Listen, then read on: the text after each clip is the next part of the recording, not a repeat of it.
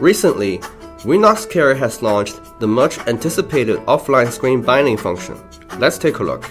In the case of offline, the Vnnox Care supports saving the information of the screen through offline files, can completely back up the programs and files, restore the module models used on site, and the network cable connection of screen. Even if the real-time status cannot be obtained, it can also support the visual topology map and workbench, and record the operation and maintenance information, making after-sales service more convenient. So, how to add an offline screen to the Vnnox Care? Very simple. Firstly, run the NovaLCT, then log in, choose the screen configuration, export screen monitoring data. It can be named. It will be saved on the desktop by default. You can also customize the storage path. After successful saving, an OSCFG file will be generated. Enter the Vnnox Care, select Screen Management, add a screen, then upload the OSCFG file saved before. The screen is added successfully.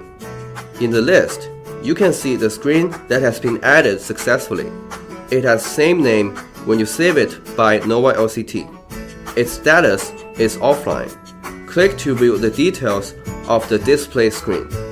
The topological diagram of the display screen, the on-site module model, and the wiring of network cable are all clearly presented.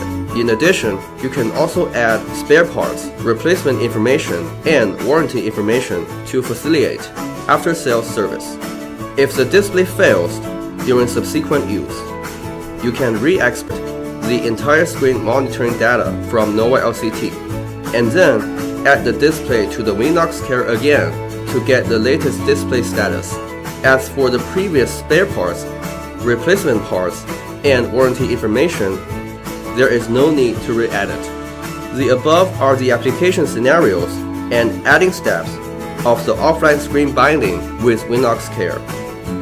Have you got it all? Come and experience it.